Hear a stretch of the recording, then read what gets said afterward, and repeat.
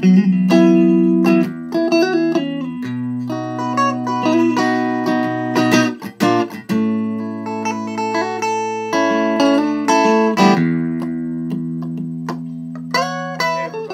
here again.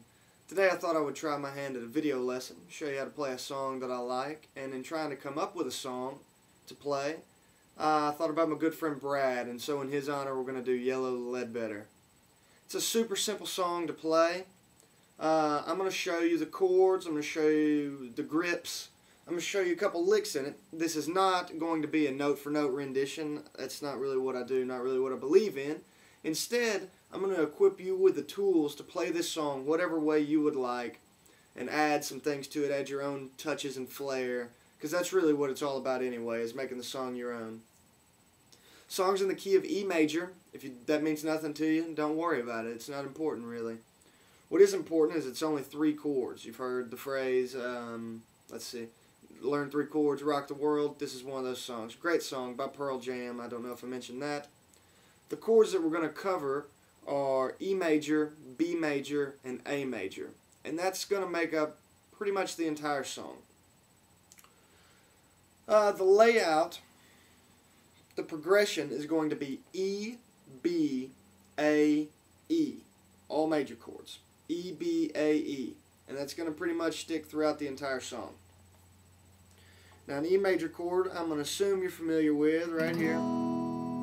If you're not, there's thousands of websites. Try chordfind.com. That's a really good one. Then B major here. Then A major. And then E major again. That's the song. That's the song. Here we go.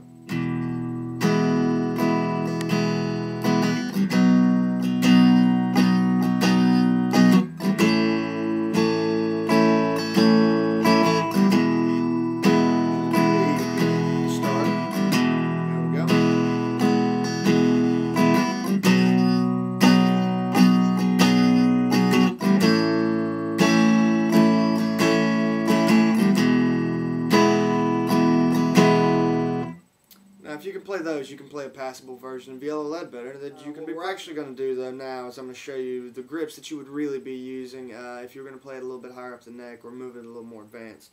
We're going to move our E major up to the 7th fret on the A string, and then with our 3rd finger we're going to bar across the 9th fret on the D, G, and B string. So it's going to sound like this, just these 4 strings playing. That's E major. Then we're going to move to our B major, which is right here, rooted on the 7th fret of the E string. I'm sure you know what a B bar chord looks like. That would be it. But instead of playing it like that, what we're going to do is we're going to play what we're going to call a Hendrix grip. Hendrix had huge, strong hands and often used his thumb over the top of the fretboard to fret notes on the E string, the low E string, and sometimes even the A string. Stevie Ray Vaughan did this a lot, and more contemporary John Mayer uses this Hendrix grip a lot. So here's what we're actually going to do. If you know how to make an F major chord, that's basically it, except we're going to slide up our 1st finger to the 7th. So we're going to bar the 7th fret on the E and B string. We're going to go to the 8th fret with our middle finger on the G string, and we're going to take our ring finger, go to the 9th fret on the D string. We're going to let our middle finger rest up against the A string to mute it. Not really going to play. We're going to come over the top with our thumb, and kind of with the side of your thumb here, you're going to hit that 7th fret there, okay? It's a B major. The A string should not play on this. So here we go. We're going to arpeggiate it just so you can hear.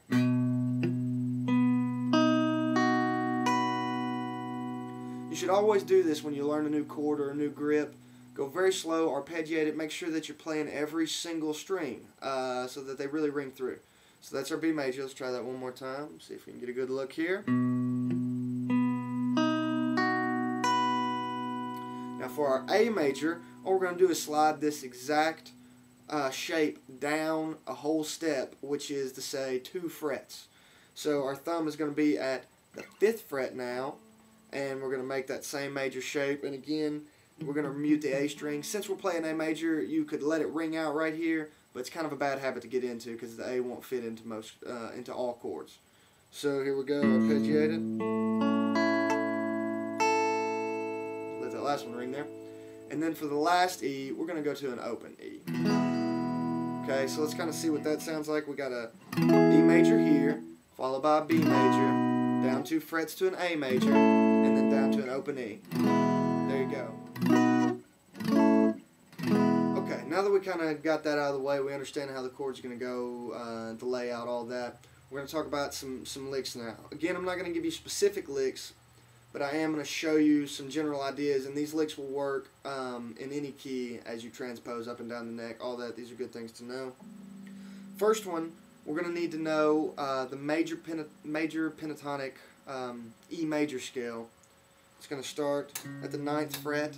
I'm just going to run through it real quick. I assume you basically know it. It's going to go starting on the E string, 9, 12, 9, 11, 9, 11, 9, 11, 9, 12, 9, 12. Let's try that again.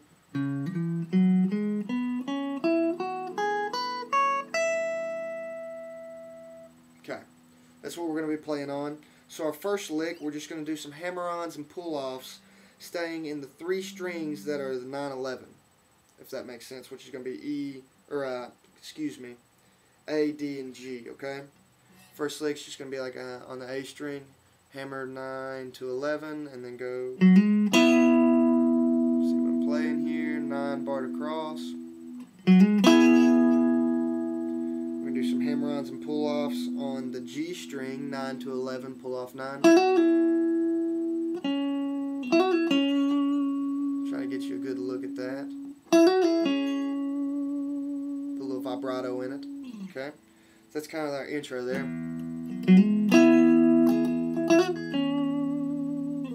We're going to go to our B. Now this is a good lick for any major chord that you're doing with this Hendrix grip. If you're staying in the major, things that are going to work is you can take your pinky and just go a step above your first finger. In this case, our first finger is at 7, so our pinky's going to be at 9 on the E and B string. So all I did, that was just on the E and B string. Pull off, 9 to 7, hammer on, 7 to 9 on the B, and then back to the 7 on the E. That's pretty simple. Come down to the A. We're going to hammer on with our pinky again. We're going to keep the shape. We're going to do this from 6 to 7 on the G string. And then play the high E and B. And then come down to an E major. Things like that. Those are just some basic licks. I'm loath to show you too many because I want you to do your own. Just remember that this is in the key of E major. If you don't know what that means, look up an E major pentatonic box scale. Learn how to play it across the neck. It's a really good scale to learn. You can start throwing in any of your own licks.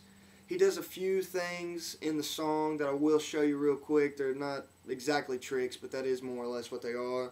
One of them's harmonics. I don't know if you know how to play harmonics, but we'll go very lightly touch right above the 12th fret on the E and B string. You don't actually want to fret them. You're not going to push the strings down onto the fretboard. You're going to lightly touch directly above the fret. Play it. And he's going to do it at